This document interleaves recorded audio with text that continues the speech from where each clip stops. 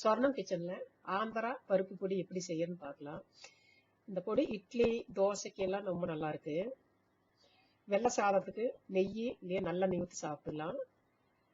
வெறும் சாதத்தையும் பொடி சாதமா தாளிச்சு கொடுக்கலாம். இது டிஃபன் பாக்ஸ்க்கெல்லாம் சீக்கிரமா செஞ்சு கொடுத்துடலாம். பருப்பு பொடி செய்யறதுக்கு தேவையான பொருள் என்னன்னு பார்த்துடலாம்.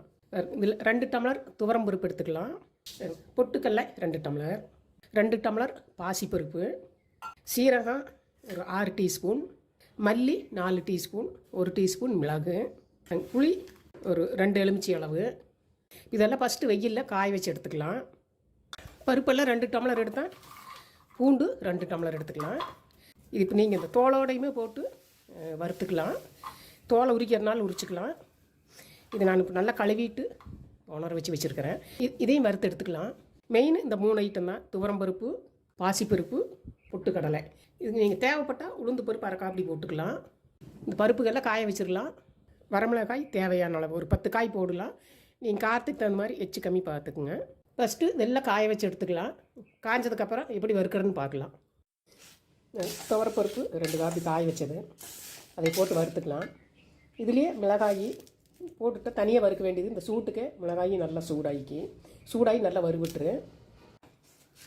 வெள்ளை செவந்து நல்லா கலர் மாறிடுது. மிளகாயும் நல்லா சூடாகிடுது. இது ஒரு வேறு பாத்திரத்துக்கு மாற்றிடலாம். இதுலேயும் பாசிப்பருப்பு போட்டு வறுத்துடலாம். எல்லா பருப்புமே ஸ்லோவில் வச்சு வறுக்கணும். நல்லா வறுவிட்டுடுச்சு. இது கூட சீரகத்தை போட்டுடலாம். கொத்தமல்லியும் போட்டுடலாம். கொத்தமல்லி, மிளகு.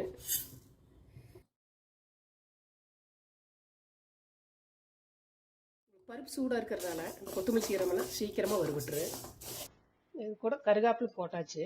உங்களுக்கு தனித்தனியாக வறுக்கிறத விட இந்த மாதிரி சூடான வானலியில் போட்டுட்டா பருப்பு சூடாக இருக்குது, எல்லாமே சேர்ந்து நல்லா வறுவிட்டுரு.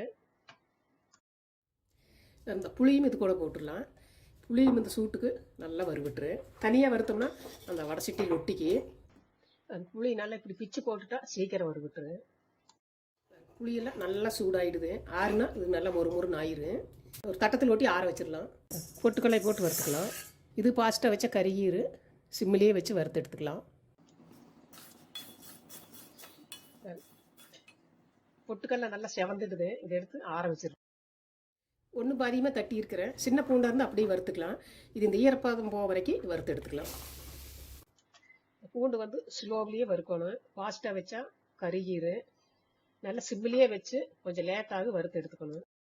பூண்டு நல்லா வறுவிட்டுடுச்சு. ஈரப்பதமெல்லாம் போயிடுது. அந்த பருப்போடு சேர்த்து இதையும் அரைச்சிடலாம்.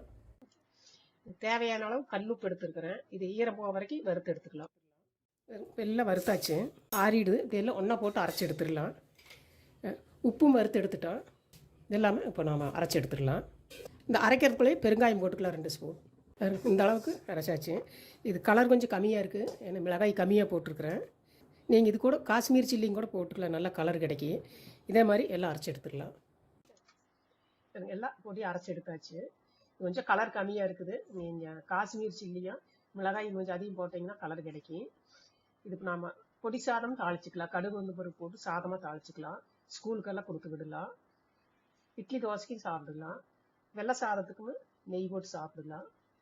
இதே மெத்தேடில் நீங்கள் செஞ்சு வாருங்க. வீடியோ பிடிச்சிருந்தா லைக் பண்ணுங்கள், கமெண்ட்ஸ் இல்லைன்னு சொல்லுங்கள்.